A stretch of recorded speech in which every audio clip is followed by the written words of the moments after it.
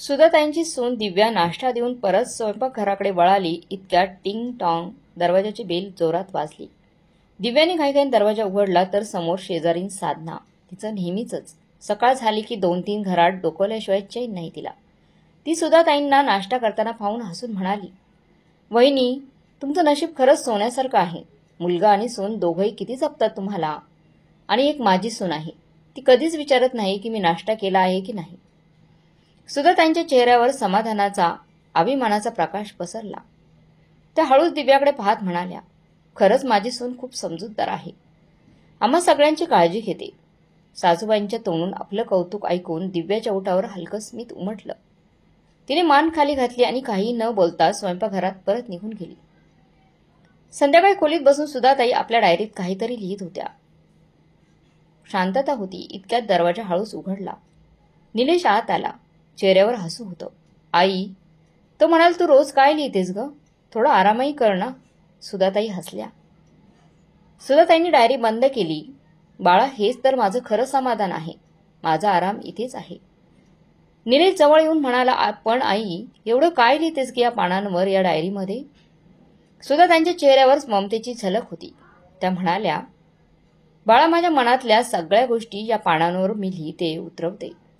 सगळ्यांना दाखवण्यासाठी नाही, पण जेव्हा मी नसेल ना, तेव्हा ही डायरीच माझी जिवंत आठवण असेल. आईचं बोलणं ऐकून निलेशच्या डोळ्यात पाणी आलं. पाणी दाटलं तो हळू आवाजात म्हणाला, आई, असं बोलू नकोस ग. तू नेहमीच आमच्या सोबत राहणार आहेस ना. तेव्हा सुधाताई त्याचा हात घट्ट धरून म्हणाल्या, अरे वेड्या, आई मुलाचं नातं श्वासापेक्षाही पुढं जातं.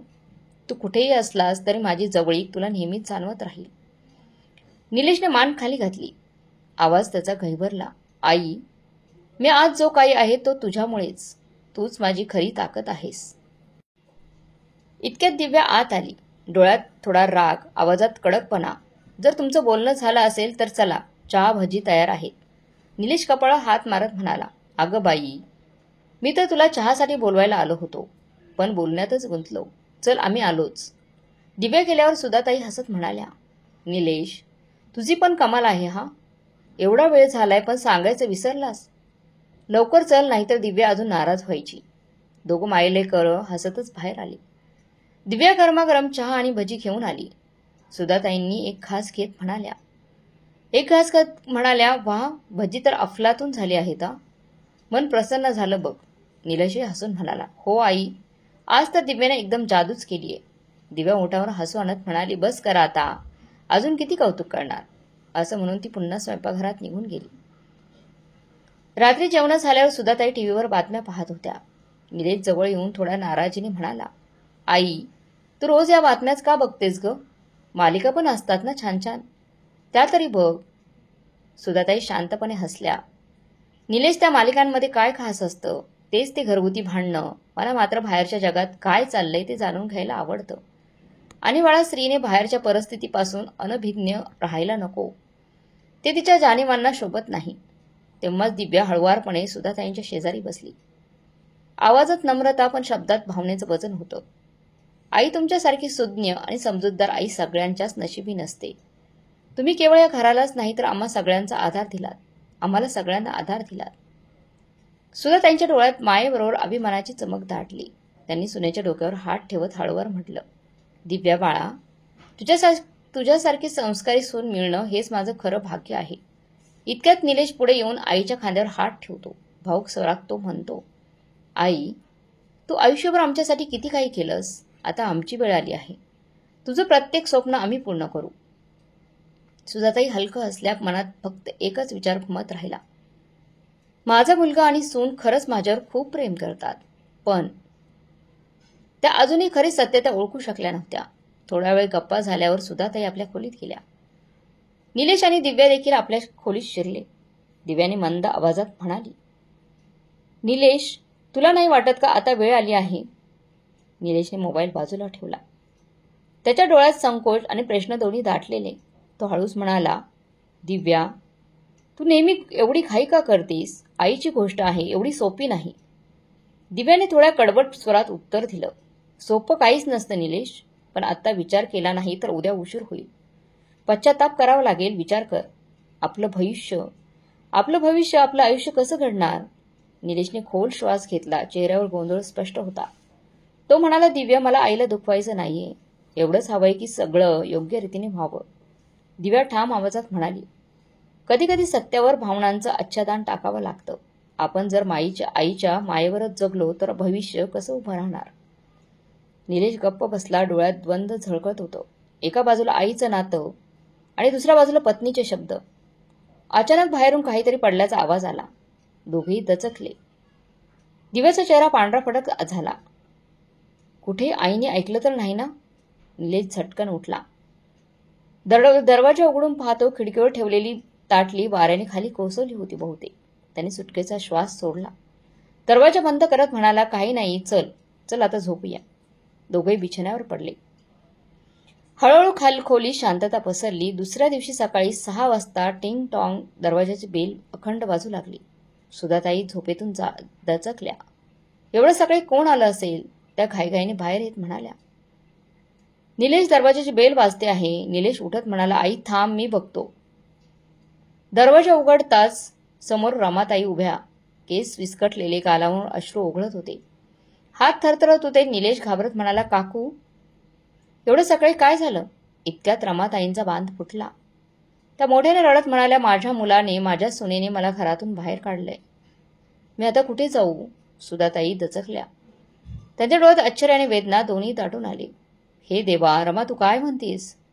स्वतःच्या मुलाने आईला घरातून हाकललं? रमाताई तिथेच चौकटीत कोसळल्या. हुंदक्यांत शब्द फुटत होते.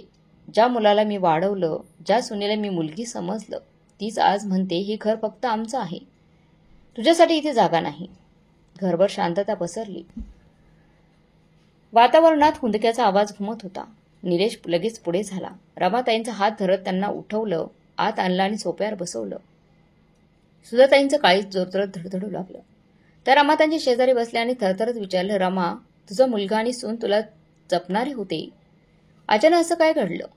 सुधाताईंच्या शब्दांनी रमाताईंच्या डोळ्यातल्या पाण्याचा धरणच तुटलं. त्या हुंदक्याने थरथरत म्हणाल्या, सुधा, जोपर्यंत माझा नवरा जिवंत होता ना, तोपर्यंत माझं घर सोन्यासारखं होतं. माझा मुलगा मला नेहमीच म्हणायचा, आई, तू आमचं सर्वस्व आहेस ग, तुझ्याशिवाय हे घर अधुरं आहे. माझे सून माझ्या डोक्याला तेल लावून द्यायची, पाय दाबायची, वेळेभर गरम जेवण करून द्यायची. तेव्हा मला वाटायचं ही माझी सून नाही तर माझी मुलगीच आहे. पण नवरा डोळे मिटून गेला आणि मी एकटी राहिली. तेव्हा सगळं उलटं झालं. सून उघडपणे मला म्हणू लागली, आता हे घर माझं आहे, आमचं आहे. मला माझ्या मनाप्रमाणे जगायचं आहे. आणि माझा मुलगा तो तिच्या प्रत्येक शब्दाला फक्त मान डोलत होकार द्यायला लागला होता. काल रात्री तर त्यांनी सरळ सांगितलं, आई, तू दुसरीकडे राहायला जा, आम्हाला आमचं आयुष्य आमच्या मनाप्रमाणे जगायचंय. हे ऐकताच सुद्धा त्यांचं हृदय धडधडू लागलं. श्वास अडकला त्यांच्या डोळ्यात. ओठातून अर्थ हाक उसळली. देवा, लेकरं इतकी कठोर, इतकी निर्दयी कशी होऊ शकतात? तेवढ्यात निलेश पुढे आला. त्यांनी रमाताईंचे थरथरते हात आपल्या हातात घेतले. त्याचा आवाज मायेने भरला होता. काकू, तुम्ही एकट्या नाहीयेत, आम्ही आहोत. तोवर तुम्हाला कधीच काही कमी बसणार नाही. निलेशच्या त्या शब्दांनी दिव्याचे डोळे त्याच्यावर रोखले गेले. तिच्या नजरेत एक गूढ प्रश्न दडला होता. खरंच का? हा आपल्या घरात त्यांना सामावून घेईल? ती शांत होती, पण तिच्या नजरेतील वेदना निलेशच्याच मनाला स्पर्शून गेली. तरी तो काही बोलला नाही. फक्त काकूंच्या हातावर पाण्याचा ग्लास ठेवत हळूवार म्हणाला, सगळं काही ठीक होईल काकू. काकू, काही काळजी करू नका. सुधाताईंच्या चेहऱ्यावर हलकीशी दिलासा देणारी छटा उमटली. त्या रमाताईंचा हात धरून घट्ट म्हणाल्या, रमा, तुला हवं तेवढं दिवस माझ्याजवळ राहा, ही घर तुझंच आहे. पण रमाताई नकारार्थी मान हलवत अश्रूंनी भिजल्या. नाही सुद्धा, मी माझं ओझं होऊ इच्छित नाही. आता मी एखाद्या वृद्धाश्रमात जाऊन उरलेले दिवस काढी. त्यांच्या हुंदक्यांनी घरभर वातावरण दाटलं. थोडा वेळ थांबून त्या पुढे म्हणाल्या, सुधा, आज तुझ्या डोळ्यात माझं दुःख पाहून पाणी आलं. पण इतकं लक्षात ठेव, प्रेम कितीही असलं तरी आंधळा विश्वास ठेवू नकोस. वेळ आली तर आपली लेकरंही बदलतात. हे ऐकताच सुधाताईंचे डोळे ओले झाले. पण त्यांनी स्वतःला सावरत ओठावर हलकीशी स्मित रेषा उमटावत ठामपणे उत्तर दिलं, रमा, माझा निलेश तसा नाही. तो माझ्या श्वासांसारखा आहे. जोवर माझं हृदय धडधडतं तोवर माझं लेकरू माझ्या पाठीशी उभं असेल. रमाताईंच्या डोळ्यात एक न बोललेली वेदना होती. त्या काही बोलल्या नाहीत. फक्त एक खोल उसासा सोडून उठल्या आणि दाराकडे वळाल्या. सुधाताई त्यांना बाहेरपर्यंत सोडायला गेल्या. रमाताई गेल्यावर घरभर शांतता पसरली. खिडकीपाशी बसलेल्या सुधाताईंच्या कानात तिचे शब्द पुन्हा पुन्हा घुमू लागले. आपल्या लेकरांवर डोळे मिटून विश्वास ठेवू नकोस. वेळ बदलायला वेळ लागत नाही. तो आवाज त्यांच्या अंतःकरणात बाणासारखा घुसला. त्यांच्या मनात धसका भरला. कधी माझ्यासोबतही असं घडलं तर? डोळ्यांतून पुन्हा अश्रू तरळाले. पण क्षणाभरातच त्यांनी मान हलवत स्वतःला धीर दिला नाही. मी असले वेडे विचार का करतेय? माझा निलेश अजूनही माझ्या मांडीवर डोकं ठेवून लहान मुलासारखा गप्पा मारतो. दिव्या तर आई म्हणत गळ्यात पडते. माझ्या प्रत्येक छोट्या मोठ्या गोष्टींकडे लक्ष देते. नाही, माझं लेकरू आणि सून असं कधीच करू शकणार नाही. त्यांनी खोल श्वास घेतला. ओठावर मंद स्मित फुललं. जणू स्वतःलाच पटवून देत होत्या. सुद्धा घाबरू नकोस, तुझं लेकरू तुझंच आहे. संध्याकाळ झाली. घरभर दिव्यांचा उजेड पसरला. तेव्हाच दिव्याचा आवाज आला. निलेश, तुम्ही काय ठरवलं आहे? निलेश क्षणभर गप्प बसला. त्याच्या डोळ्यासमोर आईचा चेहरा उभा राहिला. ती आई जिने त्याला कणाकणाने वाढवलं. आपल्या सुखदुःखापेक्षा त्याला प्राधान्य दिलं. पण तेवढ्यात दिव्या पुन्हा बोलली. तिचा आवाज यावेळेस अधिक ठाम होता. निलेश, मला ठाऊक आहे आई तुमच्यासाठी किती मोठ्या आहेत. माझ्यासाठी त्या तितक्याच आदरणीय आहेत, माननीय आहेत, सन्माननीय आहेत. पण निलेश, जर आपण नेहमीच या जबाबदाऱ्यांच्या ओझ्यात अडकून राहिलो तर आपल्या स्वप्नांचं काय?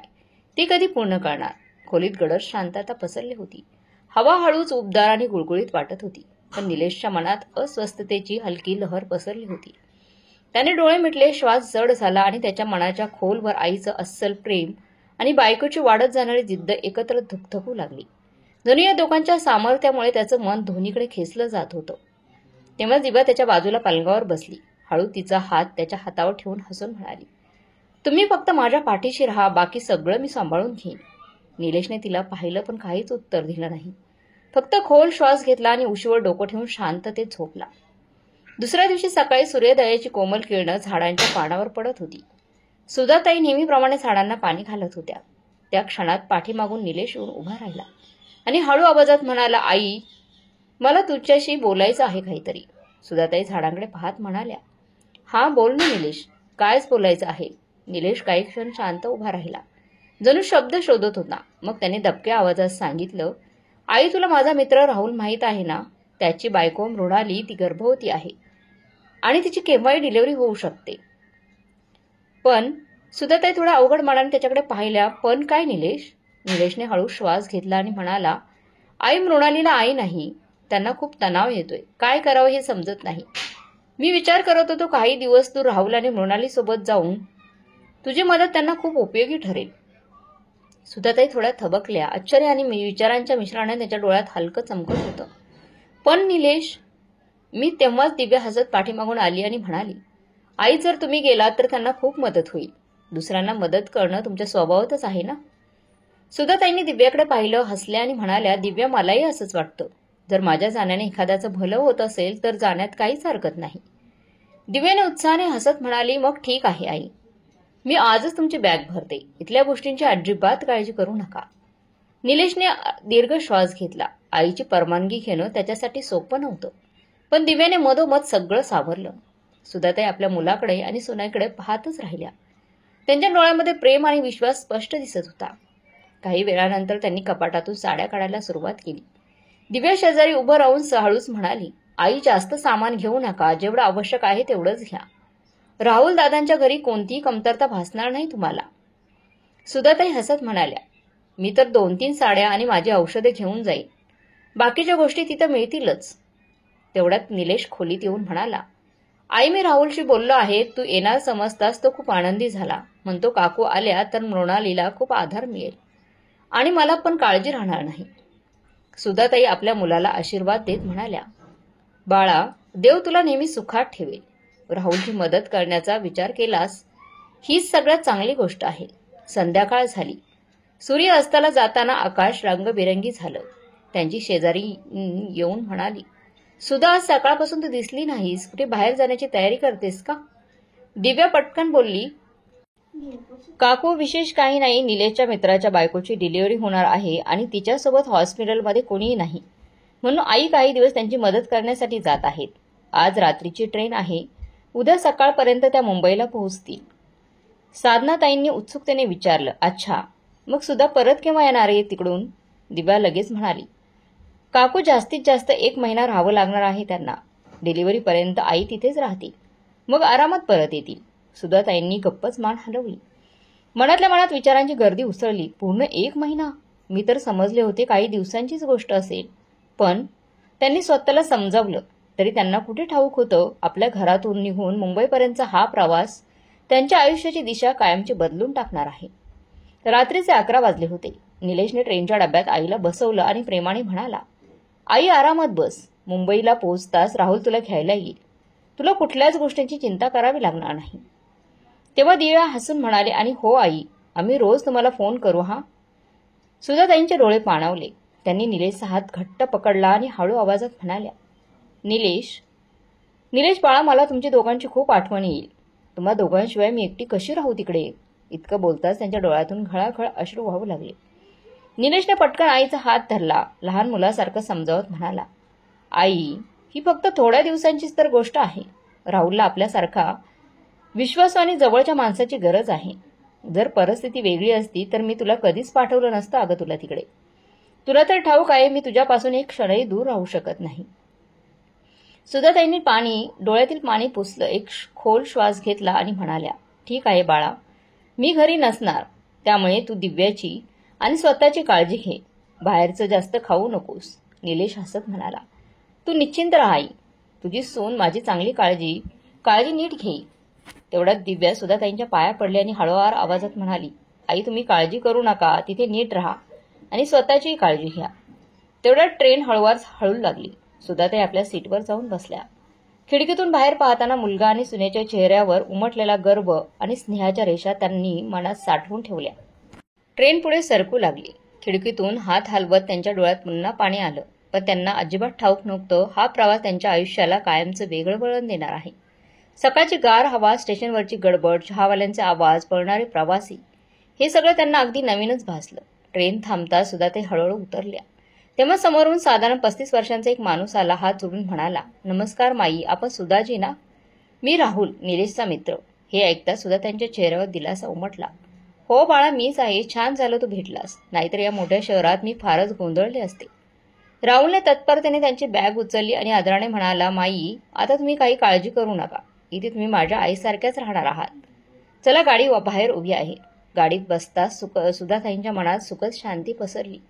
किती छान संस्कार केलेला घरचा मुलगा आहे. मला आई म्हणतोय. पण त्यांना अजिबात कल्पना नव्हती हाच हसरा चेहरा त्यांच्या आयुष्यातील सर्वात कडव्या सत्याचा भाग ठरणार आहे. अर्ध्या तासात त्या राहुलच्या घरी पोहोचल्या. बाहेर कुंड्यातील फुले तुळशीचे रूप पाहून त्यांना बरं वाटलं. तेवढं त्यातून एक स्त्री बाहेर आली. राहुल म्हणाला, माई, ही माझी बायको मृणाली. मृणाली त्यांना पाहून हसली. नमस्कार माई, छान झालं तुम्ही आलात. आता मला थोडा दिलासा मिळेल.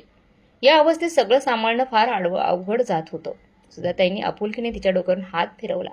आता तुला काही काळजी नाही बाळा, मी आले ना. तेव्हा राहुलने खोलीकडे इशारा केला. माई, ही तुमची खोली आहे. वरचा मजला भाड्याने दिलाय. तुमच्यासाठी खालची खोली रिकामी केली आहे. तुम्हाला सोयीच होईल. सुधाताईंनी मान हलवली. खोलीत एक जुनी खाट आणि कपाट होतं. खोली पाहून त्यांना थोडं विचित्र वाटलं, पण मनाशीच पुटपुटल्या. मला कुठे इथं कायमचं राहायचं आहे. मृणालीने खुर्चीकडे इशारा करत हसून म्हटलं, माई तुम्ही बसा, मी चहा घेऊन येते. थकलेल्या सुधाताई अलगद बसल्या. चेहऱ्यावर समाधानाची हलकी झळक होती. पण त्यांना काय ठाऊक होतं हे समाधान फक्त काही दिवसांचं पाहुणं आहे. थोड्याच वेळात मृणाली चहा बिस्किटांसह परतली.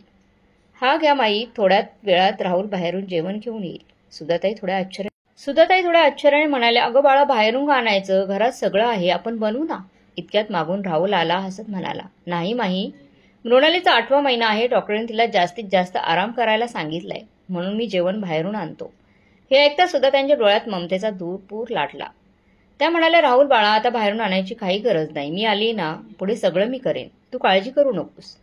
मृणाली बाळा, तू फक्त आराम कर. सुधाताईंच्या आवाजातील ममता आणि आपलेपणा हृदयाला भिडलं. पण त्या क्षणी राहुलने मृणालीकडे तिरप्या नजरेने पाहिलं. त्या हसण्यातला दडलेला अर्थ सुधाताई समजू शकल्या नाहीत. दुसरीकडे दिव्याचा आनंद गगनात मावेनासा झाला. ती उत्साहाने निलेशला म्हणाली, निलेश, खरंच मी स्वप्नातही विचार केला नव्हता की हे सगळं इतक्या सहज घडेल. सासूबाईंची खोली भाड्याने दिल्यानंतर दर महिन्याला भाडं मिळणारं भाडं आता मला कोणाचं ऐकावं लागणार नाही. माझ्या मनाप्रमाणे जगता येईल. दिव्याचं बोलणं ऐकून निलेश विचारमग्न झाला. मनातला एक आवाज त्याला टोचू लागला, मी खरंच योग्य केलं का? त्याच्या चेहऱ्यावर उठलेला प्रश्न दिव्याने ओळखले. ती हसत म्हणाली, निलेश एवढा विचार कशाला? आपल्यालाही आपलं आयुष्य सावरण्याचा हक्क आहे ना. आपली स्वप्न पूर्ण करायची आहेत. सासूबाई तर तिथे सुखातच आहेत. बायकोचं बोलणं निलेशलाही पटू लागलं. तो म्हणाला, चल बँकेतून थोडे पैसे काढून घेऊन येऊ. खूप दिवस झाले उघडपणे मजा केली नाही. इतकं म्हणत तो मोठ्याने हसला. आता दोघं आपल्या सुखाच्या स्वप्नात रमले. आणि तिकडे दुसऱ्या बाजूला सुधाताई मात्र राहुलच्या घरी मोलकरणीप्रमाणे कामाला लागल्या. दुसऱ्या दिवशी सकाळी 9 वाजता त्या गरमागरम पराठे बनवत होत्या, तर मृणाली अजूनही विचारात पडली होती. राहुल आत येत हसत म्हणाला, पाहिलंच ना, मी म्हणालोच ती आली की तुला काही करावं लागणार नाही. मृणालीने कूस बदलत हळू आवाजात उत्तर दिलं, खरंच घरात जणू पुन्हा जीव आला आहे. राहुल म्हणाला, चल खाली जाऊ, मला नाश्ता करून निघायचा आहे. ते दोघं खाली आले. सुधाताई टेबलावर चहा नाश्ता ठेवत म्हणाल्या, या बाळा, गरम गरम पराठा खा. पराठ्याचा घास घेताच मृणाली आनंदाने म्हणाली, माई किती कमाल, किती दिवसांनी मग खर्चा खराखुरा स्वाद लागला. माझ्या तब्येतीमुळे मी स्वयंपाकघरात जाऊ शकत नव्हती. राहुले मान डोलत म्हणाला, खरंच माई, तुम्ही आलात ना, आम्हाला प्रचंड आधार मिळालाय. आता वाटतं घरात आपलं कोणीतरी आहे. सुधाताईंच्या चेहऱ्यावर समाधानाची चमक उमटली. त्यांना वाटलं किती आपुलकी करतात दोघं माझ्यावर, अगदी मुलगा आणि सुनेसारखेच. पण त्या अजूनही सत्यापासून अनभिज्ञ होत्या. असंच काही दिवस गेले. एकदा दुपारी सुधाताई स्वयंपाक करत असताना राहुलचा फोन वाजला. त्याने उचलला. दुसऱ्या टोकाला निलेश होता. हो निलेश, सगळं ठीक आहे, तुझी आई आता स्वयंपाकघरात आहे, हवं तर बोलावून देतो. मृणाने त्याच्याकडे फार डोळ्यांनी इशारा केला, गरज नाही. राहुल नकार देणारच होता तेव्हा स्वयंपाकघरातून पिठाचा हात घेऊन सुधाताई धावत आल्या. फोन हिसकावून घेत थरथरत्या आवाजात म्हणाल्या, निलेश बाळा, कसा आहेस? दिव्या कशी आहे? आईचा आवाज ऐकून निलेशच्या डोळ्यात पाणी आलं. तो हळूच म्हणाला, सगळं काही ठीक आहे आई, तू कशी आहेस? सुधाताई डोळ्यातले अश्रू आवरत बनावटी हसू चेहऱ्यावर आणत म्हणाल्या, तुझ्या आईला काय होणार बाळा, मी अगदी छान आहे. आता बघ थालीपीठ करत होते. त्या अजून बोलणार इतक्यात अचानक कॉल कट झाला. हॅलो हॅलो सदाताई म्हणत होत्या. तेवढ्यात राहुलने त्यांच्या हातातून फोन हिसकावून घेतला आणि संतापून म्हणाला, माई, फोन कट झाला आहे आणि इथून पुढे फोन घेण्याआधी हात धुवून या हो. सगळा फोन करू खराब करून टाकलात. हे बोलून तो दार आपटतच खोलीबाहेर निघून गेला. क्षणभर वातावरण गडद शांततेत बुडालं. तेव्हा मृणाली गोष्ट सावरण्यासाठी म्हणाली, माई, वाईट वाटून घेऊ नका. राहुल मला देखील त्याच्या फोनला हात लावू देत नाही. त्यालाही सवयच आहे. त्याच्या वतीने मी तुमची माफी मागते. सुधाताई हलकसं हसल्या, अगं यात वाईट वाटून घेण्यासारखं काय आहे, मी समजून घेऊ शकते. पण आतून त्याचं मन विदीर्ण झालं होतं. त्यांचं मन विदीर्ण झालं होतं सुधाताईंचं. मुलाशी 2 शब्द बोलताही न आल्यामुळे आणि राहुलची छोट्याशा गोष्टींवरून होणारी चिडचिडेमुळे त्यांना जणू आतूनच कोणी कुरतडत होतं.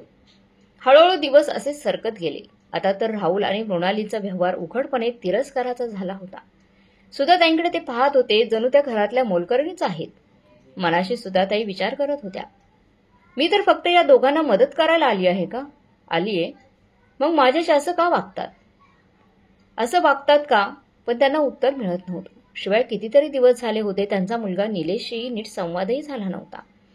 जेव्हा कधी त्या मुलगा आणि सुनेशी बोलण्याचा प्रयत्न करायचा तेव्हा राहुल काहीतरी कारण सांगून विषय टाळून टाकत असायचा. एवढंच नव्हे तर त्यांना आता त्यांना घरावर पाहुले टाकू देत नव्हता. घर राहिलंच नव्हतं.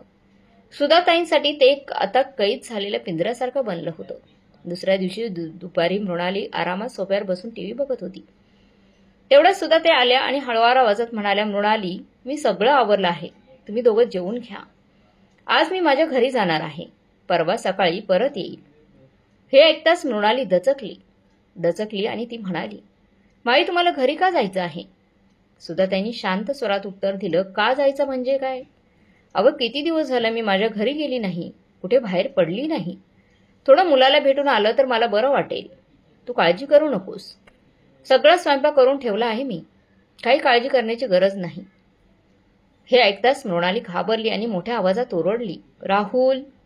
राहुल क्षणात बाहेर आला आणि म्हणाला, काय झालं, एवढ्याने मोठ्याने का ओरडतीयस? मृणाली थरथरत म्हणाली, राहुल, माई घरी जायचं म्हणत आहेत. त्यांना त्यांच्या घरी जायचंय. राहुलचा चेहरा लगेचच ताबडतोब बदलला. तो कठोर स्वरात म्हणाला, माई, तुम्ही कुठेही जाऊ शकत नाहीत आहो. हे ऐकताच सुधाताई एकदम थबकल्या. म्हणजे याचा अर्थ काय? याचा काय अर्थ? मी माझ्या घरी का जाऊ शकत नाही? राहुलला चूक लक्षात आली.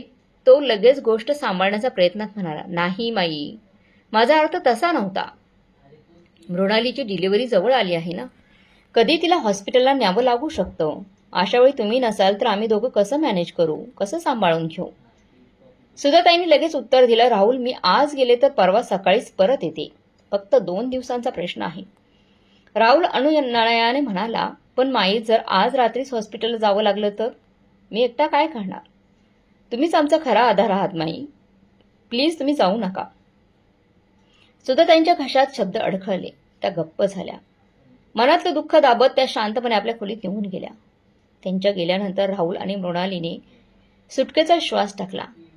आज तर कसं बसं निभवलं होतं, नाहीतर मोठं संकट आलं असतं, ते एकमेकांना म्हणाले. त्या दिवशी सुधाताई दिवसभर घरातल्या कामात गुंतून राहिल्या, पण त्यांचं मन आता कुठेच लागत नव्हतं. मुलाला भेटायची आस अंगाशी पेटलेल्या ज्योतीसारखी त्यांना चाळत होती. रात्री 10च्या सुमारास त्या अंथरुणावरून उठल्या आणि हळूच राहुल आणि मृणालीच्या खोलीकडे निघाल्या. मनाशी त्यांनी ठरवलं होतं, यावेळेस तर मी स्पष्ट सांगेन, उद्या मी नक्कीच माझ्या घरी जाणार. हलक्या पावलांनी विचारांच्या गर्तेत हरवलेल्या त्या पुढे सरकत होत्या. इतक्यात खोलीतून त्यांना आवाज ऐकू आला. राहुल आणि मृणाली दोघं जोरजोरात वाद घालत होते. सुधाताई दाराशीच थबकल्या. आतून येणारा प्रत्येक शब्द त्यांच्या कानावर आदळत होता. अचानक त्यांना असं काही ऐकू आलं की त्यांच्या पायाखालची जमीन सरकली. डोळ्यातून अश्रू धारा बनून वाहू लागले. हृदय जोरजोराने धडधडू लागलं. थरथरणाऱ्या पावलाने त्या मागे वळले आणि धडपडत स्वतःच्या खोलीत परतले. पण कानात मात्र सतत तेच शब्द घुमत राहिले. मृणालीचा आवाज, काय? अजून पैसे का मागतोय निलेश? आपण तर त्यांच्या आईसाठी 1 लाख रुपये दिलेच आहेत, पूर्ण 1 लाख रुपये. आणि त्यावर राहुलचा संतप्त स्वर, माहीत नाही काय झालंय, पण आता आपण काहीच करू शकत नाही. आपण पोलिसांकडे जाऊ शकत नाही. आपण तर बेकायदेशीररित्या सुधाताईंचा सौदा केला आहे. माझ्याही डोक्यावर दगड पडला होता बहुतेक, जो अशा माणसाच्या बोलण्यावर विश्वास ठेवला. जो स्वतःच्या आईला विकू शकतो, तो किती नीच असेल. हे शब्द त्यांच्या कानात ठसठसत राहिले. आणि त्या क्षणीच त्यांना सगळं उमजलं. ज्याच्यासाठी त्या दिवस रात्र तळमळत होत्या, त्याच मुलाने त्यांना खूप आधीच विकून टाकलं होतं. त्यांच्या मनात प्रश्नांचा प्रलय उसळला. माझ्या संगोपनात अशी कोणती उणीव राहिली होती की निलेश असं वागला? शेवटी माझ्याकडून अशी कोणती चूक झाली होती की मला ही शिक्षा भोगावी लागतीये? आता मी माझ्या घरात परत कधी पाऊल ठेवू शकेन की नाही? हा प्रश्न जणू आतून त्यांना पोखरू लागला. अश्रू उशीमध्ये झिरपत होते आणि त्या वाहत्या अश्रूमध्येच कधी डोळे मिटले सुधाताईंना कळलं नाही. दुसऱ्या दिवशी सकाळी 7 वाजता त्यांच्या खोलीच्या दरवाजावर जोरजोरात ठोके पडले. बाहेरून राहुलचा घाईगडबडीचा आवाज येत होता. माई, उठा ना. सुधाताई घाबरून उठल्या आणि दार उघडलं. समोर मृणाली प्रसूतीच्या वेदनेने तडफडत होती. सुधाताई तिला आधार देत म्हणाल्या, काळजी करू नकोस ग, सगळं काही ठीक होईल. तेव्हाच राहुल गडबडलेल्या स्वरात म्हणाला, माई, तुम्ही घर सांभाळा, मी मृणालीला घेऊन रुग्णालयात जातो. सुधाताई काही बोलण्याआधीच राहुल मृणालीला घेऊन धावत निघून गेला. घर पुन्हा रिकामं सुनसान झालं. रात्रीच्या अश्रूंनी त्यांच्या चेहऱ्यावर रेषा उमटवून ठेवल्या होत्या. पण विचित्र असं होतं, आज त्या अगदी शांत दिसत होत्या. काल रात्री ज्याप्रमाणे त्यांनी उसळून रडलं होतं, त्या उलट आज त्या जणू स्थिर झाल्या होत्या. जणू त्या अश्रूंनी त्यांच्या ममतेसकट सगळा जिव्हाळा धुवून नेला होता. दुपारी घरकाम उरकून त्या सोप्यावर बसल्या आणि घन विचारात हरवल्या. इतक्यात घराचा लॉंग लाईन फोन वाजला. त्यांनी फोन उचलला. दुसऱ्या टोकाला राहुल होता. हॅलो माई, सगळं ठीक आहे ना? आम्ही आज रुग्णालयात राहणार आहोत, तुम्ही स्वतःची काळजी घ्या. सुधाताईंनी फक्त एवढंच उत्तर दिलं, ठीक आहे बाळा, तुझी आणि सुनबाईची काळजी घे, आणि फोन ठेवला. क्षणभर थांबून त्यांच्या चेहऱ्यावर एक अनोळखी स्मित उमटलं. त्या शांतपणे उठल्या, सामान बांधलं, एक चिठ्ठी टेबलावर ठेवली आणि घराबाहेर पडल्या. पण कुठे गेल्या हे फक्त सुधाताईंनाच ठाऊक होतं. दुसऱ्या दिवशी संध्याकाळी निलेश आणि दिव्या मस्जिद पार्टी करत बसले होते. तेव्हाच दरवाजावरची बेल वाजली. दोघांनी एकमेकांकडे नजर टाकली. दिव्या उठत म्हणाली, मी पाहते कोण आलंय. तिने दरवाजा उघडला आणि समोर मावस सासूबाई उभ्या असल्याचं पाहून तिचा श्वास अडकला. ती अडखळली. मावशी, तुम्ही यावेळी? अनुराधाताईंनी दार ढकलत आणि आत येतच म्हणाल्या, काय बघतेस? हातात बॅग आहे तरी डोळे फाडून उभी आहेस? अगं थोडी मदत तरी कर. खरंच बडबडतच त्या हॉलमध्ये शिरल्या आणि नजर टाकली. अरे वा, इथे तर पार्टी रंगलीये, तेही एकट्यानेच. तोवर निलेशही समोर आला. मावशी, तू यावेळी? अनुराधाताई मोठ्याने हसत म्हणाल्या, काय रे, मला पाहून तुम्ही दोघं असं का घाबरलात? जणू एखादं भूतच पाहिलंय. तोवर काही उत्तर द्यायच्या आत त्या मोठ्याने ओरडल्या, सुधा, कुठे आहेस तू? बघ, तुझी बहीण आलीये. तेव्हा निलेश घाबरून म्हणाला, अगं मावशी, आई घरी नाहीये. ती आपल्या मैत्रिणींबरोबर गणपतीपुळे रत्नागिरीला फिरायला गेली आहे. हे ऐकून अनुराधाताईंच्या कपाळावर आठ्या घेत काळजीने म्हणाल्या, काय सांगतोस निलेश? अशी कशी ती अचानक फिरायला निघून गेली? तिने मला सांगितलं सुद्धा नाही. असू दे, हरकत नाही. मी आलेच आहे तर परत आल्यानंतर भेटूनच जाते. हे ऐकताच निलेशच्या हातातून पाण्याचा तांबा खाली आदळला. आवाज घुमला. अनुराधाताईंनी मागे वळून दोघांकडे नजर टाकली. काय झालं? तुमच्या चेहऱ्यावरचा रंग का उडाला? मी काय खाऊन टाकणार आहे का? मग दिव्याकडे वळून म्हणाल्या, चल ग, मस्त कडक चहा करून घेऊन ये. आपण सगळे मिळून पिऊया. दिव्या चेहऱ्यावर खोटं असं आणत म्हणाली, हो मावशी, तुम्ही बसा, मी लगेच घेऊन येते. असं म्हणून ती स्वयंपाकघरात गेली. चहाचं पातेलं गॅसवर ठेवून स्वतःशीच कुरकुरली. माहीत नाही मावशी कुठून टपकली, केव्हा निघणार कुणास ठाऊक. एवढ्या मुश्किलीने सासूबाईंपासून सुटका करून घेतली होती आणि आता तिची बहीण माझ्या डोक्यावर बसली. तेवढ्यात निलेश आत आला आणि हळू आवाजात म्हणाला, तू जरा स्वतःवर नियंत्रण ठेव.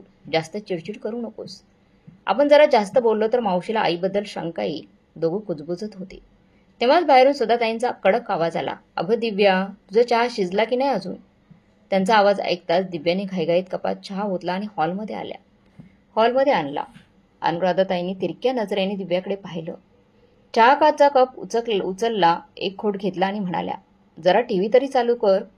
निलेशने सोफ्यावर पडलेलं रिमोट उचलत विचारलं, मावशी तुला काय पाहायचं आहे ग टीव्हीला?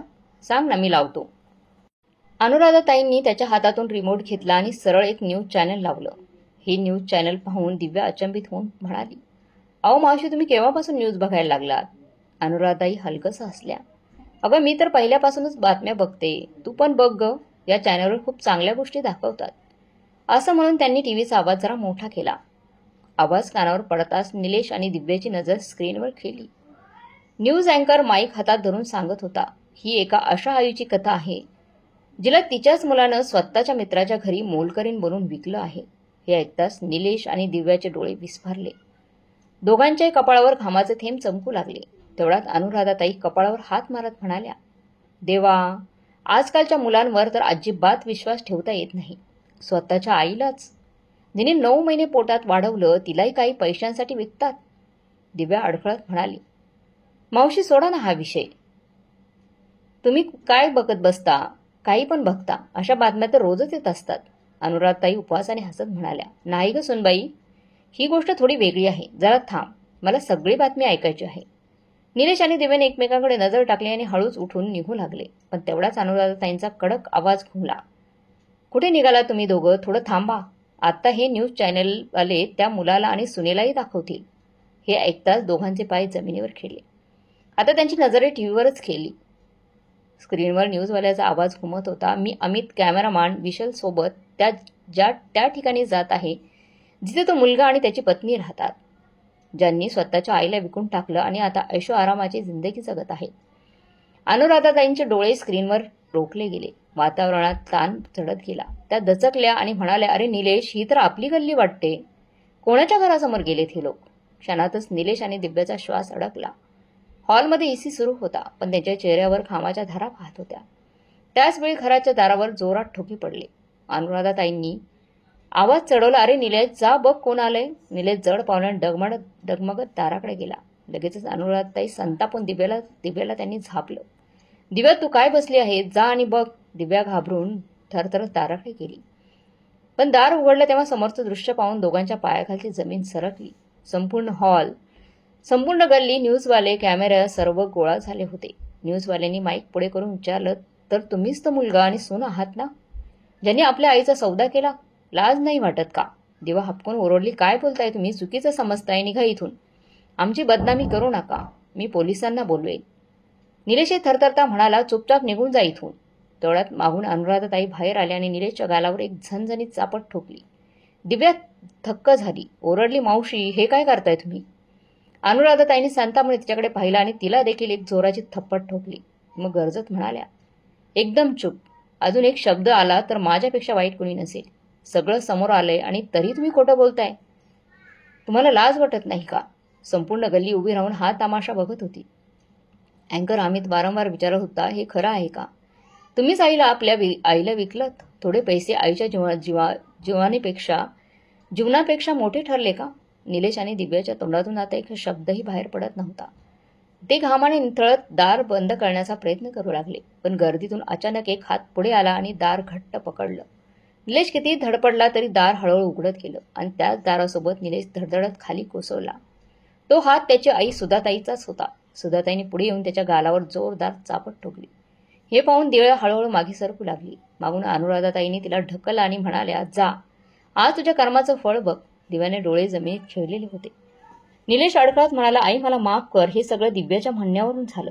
पण त्याआधी सुधाताई ओरडल्या, खबरदार, पुन्हा मला आई म्हणायची हिंमत देखील करू नकोस. तुझ्यासारख्या मुलाला जन्म दिल्याचा मला लाज वाटतेय. सुधाताईंचे प्रत्येक शब्द गलीतील लोकांना हादरवून टाकत होते. दिव्या आणि निलेश दोघेही हात जोडून माफी मागू लागले. तेवढ्यात पोलिसांची गाडी सायरन वाजवत आली. इन्स्पेक्टर कडक सुरात म्हणाले, मिस्टर, निलेश आणि दिव्यात्मा दोघांना अटक केली जाते. दिव्या ओरडली, मी काहीच केलं नाही, मला सोडा. ती पळून जाण्याचा प्रयत्न करत होती, पण अनुराधाताईंनी तिचा हात घट्ट पकडला. निलेशने आईकडे पाहिलं. सुधाताईंनी तोंड फिरवलं. त्यांच्या डोळ्यातून पाणी वाहू लागलं आणि तो कोणताही विरोध न करता शांतपणे पोलिसांसोबत निघून गेला. दिव्या मात्र ओरडत राहिली, मला सोडा, मी काहीच केलं नाही. लोकांचा राग उसळला. ओरड उठले, त्यांना शिक्षा करा, तुरुंगात टाका, तुरुंगातच चढू द्या. त्या दोघांना सोबत घेऊन गेल्यानंतर घराबाहेरचं वातावरण हळूहळू शांत झालेलं होतं. सुधाताईने हात जोडून रिपोर्टर अमितकडे पाहत थोडं थरथरत म्हणाल्या, बेटा, आता तू जाऊ शकतोस. मला अजून तमाशा नकोय घरात. फक्त शांतता हवी आहे. अमितने त्यांच्या भावनांची गंभीरता समजून घेतली. कॅमेराकडे पाहत तो शांतपणे ठाम आवाजात म्हणाला, मित्रांनो, आजची लाईव्ह रिपोर्ट इथे संपतो. लक्षात ठेवा, आईचा अश्रूंचा सौदा करणारे कधीच सुखी राहू शकत नाही. कॅमेरा बंद झाला आणि थोड्याच वेळात गर्दी हळूहळू विरळ होत गेली. आता घरात फक्त सुधाताई आणि त्यांची बहीण अनुराधाताई उरल्या होत्या. दोघी सोप्यावर बसून गहन शांततेत बोलत होत्या. मित्रांनो, खरं तर हे सर्व नियोजन अनुराधाताईंचं होतं. जेव्हा सुधाताईंनी राहुलचं घर सोडलं, त्या थेट आपल्या बहिणीच्या अनुराधाताईंच्या घरी गेल्या. ते त्यांनी सर्व काही ठरवून टाकलं. निलेशसारख्या गुन्हेगाराचं सत्य सगळ्यांसमोर येणं आवश्यक होतं. त्याचवेळी अनुराधाताईंनी न्यूजवाल्यांशी चर्चा केली आणि सगळं स्पष्टपणे सांगितलं. न्यूजवाले त्यांच्या बोलण्याची सहमत झाले. आजही अनुराधाताईंनी सुधाताईंचा हात घट्ट धरून हळूच म्हणाल्या, सुधा, आजही तुझ्या डोळ्यात मला ती ममता दिसते आहे. तुला अजूनही मनात लिहून दुःख होतंय. सुधाताईंच्या डोळ्यातून अश्रू ओघळले. तुटक घाबरलेल्या आवाजात त्या म्हणाल्या, हो ताई, मुलगा किती पापी असला तरी आईचं हृदय त्याला दुःखात पाहू शकत नाही. माझं मन रडतंय. पण सत्य हेच आहे की अशा मुलांसाठी अश्रू उघळणं व्यर्थ आहे. त्यांनी हळूहळू सोफ्यावर आडव्या झाल्या. पापण्या मिटल्या, गाढ झोपेच्या कवेत गेल्या. दुसरीकडे मृणालीला अजूनही बाळ झालं नव्हतं. डॉक्टरांनी पुढचे 2 दिवस पुन्हा येण्यास सांगितलं होतं. म्हणून दोघं घरी परतले. घरात पोहोचताच दार बंद पाहून राहुल चकित झाला. अरे, दार बंद आहे, म्हातारी पळून गेली नाही ना? मृणाली शांतपणे म्हणाली, पळून जाईल तरी कुठे? बहुतेक पुन्हा निलेशकडे गेली असेल. आणि गेली असली तरी निलेश तिला परत आणेल. दोघांनी खिडकीवर ठेवलेली चावी आणि घेऊन दार उघडलं आणि आत शिरले. घरात गडद शांतता पसरली होती. मृणाली थेट सोफ्यावर आडवी झाली. राहुल बसायला तयार होताच त्याच्या नजरेस टेबलावर ठेवलेली चिठ्ठी दिसली. तो घाईघाईने म्हणाला, अगं मृणाली, ही तर चिठ्ठी माईंनीच लिहिली असावी असं वाटते. त्याने चिठ्ठी उचलली आणि मोठ्याने वाजू लागला. राहुल आणि मृणाली, मी या घरातून निघून चालली आहे. मला सगळं कळून आलंय की निलेशने मला इथे का पाठवलं होतं. त्याच्या पापाची शिक्षा मी त्याला नक्कीच देईन. पण आता या घरात कधी परत येणार नाही. राहुल, तुला माहीत आहे की माणसाचा सौदा करणं हा कायद्याने गुन्हा आहे. तरी काळजी करू नकोस. तुझ्या विरुद्ध मी काही तक्रार करणार नाही. मला ठाऊक आहे की यावेळेस मृणालीला तुझी गरज आहे. म्हणून तुला एवढंच सांगते, तू तुझ्या कुटुंबाची काळजी घे. चिठ्ठी वाचताच हॉलमध्ये भेसूर शांतता पसरली. राहुल आणि मृणालीच्या डोळ्यातून पश्चातापाचे अश्रू ओघळू लागले. राहुल हळूच मृणालीजवळ जाऊन बसला आणि म्हणाला, मृणाली, आपण खरंच फार मोठी चूक केली आहे. पण आज मी शपथ घेतो, माझ्या चुकीचं प्रायश्चित्त करण्यासाठी मी शिक्षा मला भोगावी लागेल ती मी नक्की भोगेन. एका आईने लिहिलेली छोटीशी चिठ्ठी त्यांच्या आयुष्याला कायमचं बदलून गेली. तर मित्रांनो, हाच आईचा आशीर्वाद. आई रडत असतानाही आपल्याला हसणं शिकवते, स्वतः तुटूनही जगायला शिकवते. म्हणूनच म्हणतात, आई वडिलांपेक्षा मोठा या जगात काहीच नाही. तर मग मित्रमैत्रिणींनो, तुम्हाला सदाताईंनी त्याच्या मुलाला शिकवलेला धडा तुम्हाला कसा वाटला कमेंट बॉक्समध्ये नक्की कळवा. आणि काही वेळेस असं वागणं खरंच गरजेचं आहे असं वाटतं. तुम्हाला काय वाटते कमेंट बॉक्समध्ये नक्की कळवा. आणि आजची ही कथा आवडली असेल तर लाईक, शेअर, सबस्क्राईब नक्की करा. भेटूया पुढच्या कथेमध्ये. तोपर्यंत धन्यवाद.